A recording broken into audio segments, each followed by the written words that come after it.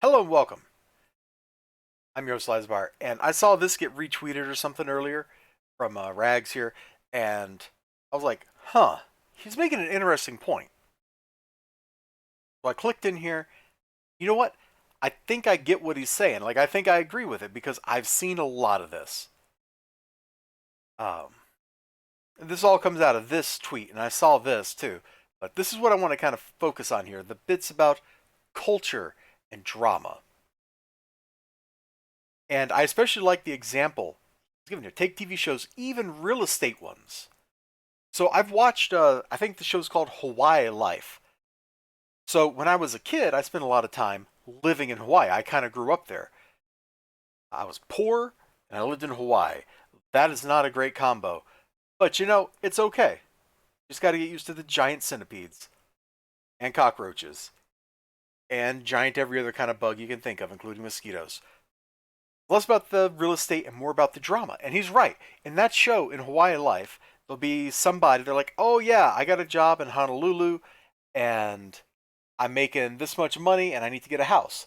And so the real estate agent shows them like three houses. And it's like, oh, this house has this and this, but here's the price. It's twice what you can afford. Oh, this house has this, but it's also got this other thing. And then the person, they play some like Jeopardy music or whatever. And then the person, oh yeah, I had to think really hard about this. And then they make their choice. And then we get like, a catharsis, we get a release, and the drama's over. It's not about the house. It's not about the place. It's not about the market. It's about that weird short form drama of is this person going to buy this house or not? And look how stressed out the agent is. It's really weird now that he's pointed this out to me.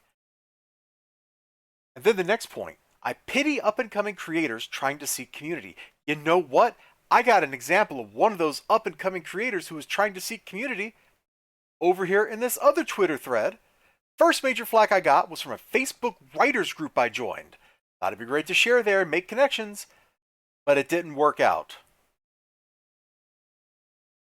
A lot of folks were, oh, and it looks good, but I'm tired of zombies.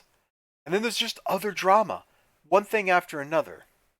Instead of people cooperating and trying to build each other up, because you can do that. You meet somebody, you click with them, they click with you, and now the two of you grow stronger together. It's a really hard thing to find.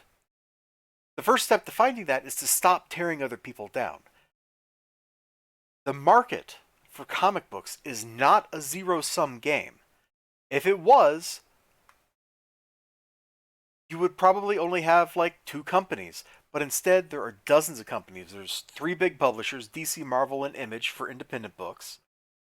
There's Scholastic for graphic novels. I guess that's a fourth big publisher. And then you've got a whole array, dozens of other smaller companies selling 1 to like 20 books, getting them out there on the market, and for the most part, surviving. Sure, you can go into this looking at everybody else as a competitor, but I don't even think that's what people are doing here.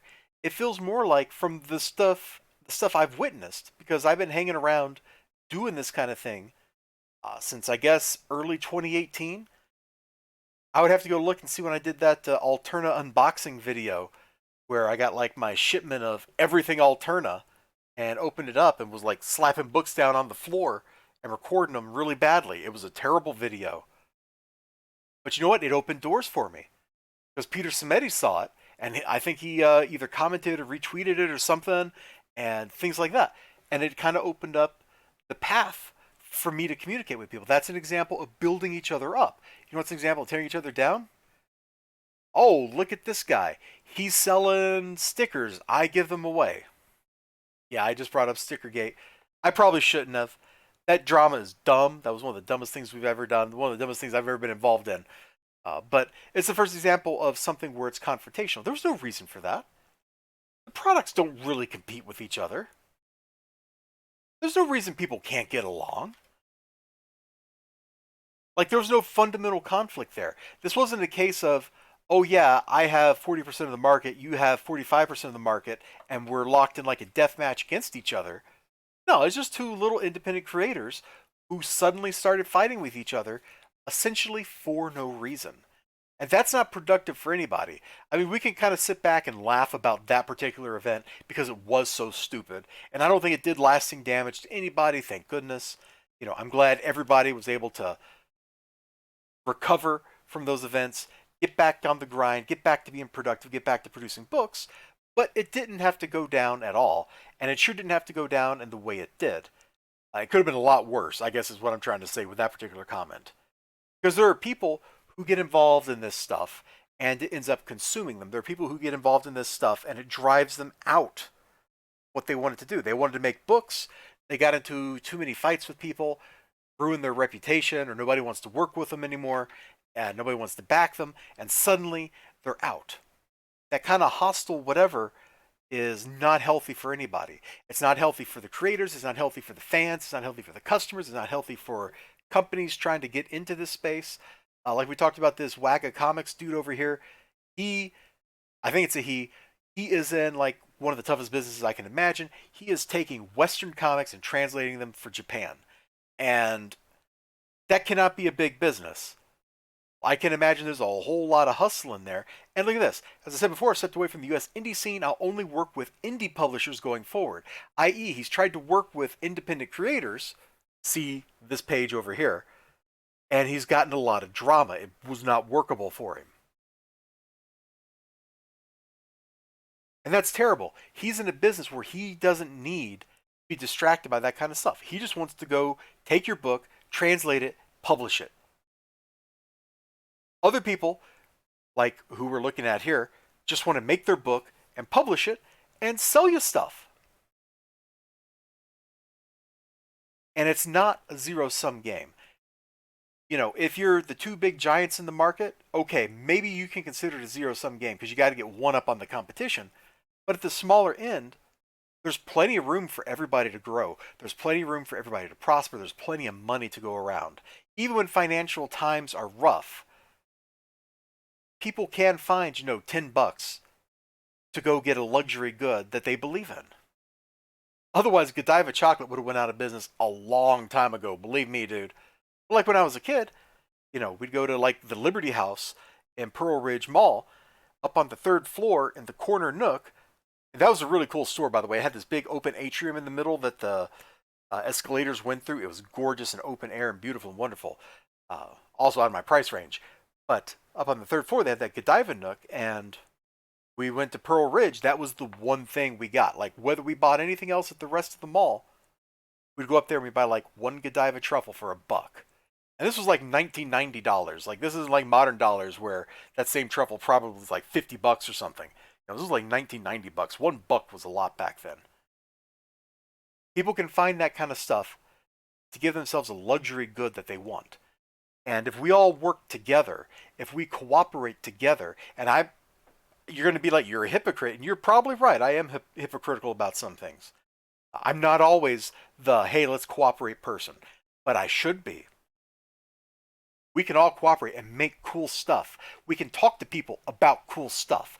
We don't have to get into stupid fistfights about cool stuff because there's a lot of people that are into cool stuff. Some of them like your stuff. Some of them like that person's stuff. Some of them may even like my stupid videos. And hey, that's great. I'm not impinging on your market. You're not impinging on their market. They're not impinging on my stupid videos. We can all get along.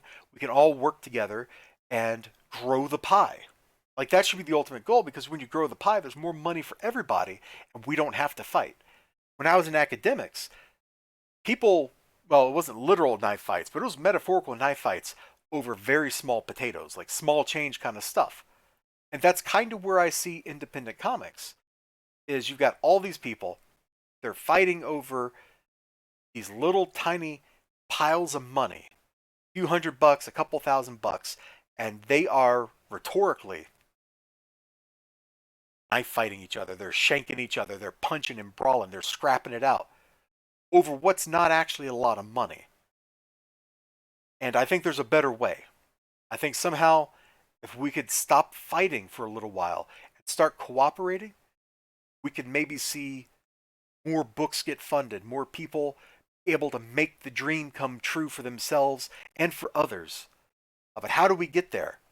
That's kind of where I fall down, is I'm not sure how we get from where we're at now with this culture where people go on a real estate television show and it all becomes about drama instead of the cool property and cool locations and cool culture and all that wonderful stuff, and get to the place where we can say, yeah, you know what? I don't want to be about the drama. I want to be about this really cool thing over here. How do we get there? Because the algorithm does not promote, hey, let's talk about the really cool thing. The algorithms, every one of them, because they're driven by engagement, they're driven by rage clicks, rage watches, rage, rage, rage. They all want that drama. That ain't no good. I'm starting to lose my voice, so I'm just going to cut the video off here. But you kind of get what I'm saying, right? Let me know what you think in the comments below. And yeah, this will be 2 videos going up on the same day because I'm a madman. Take care of yourselves. I've lost my voice.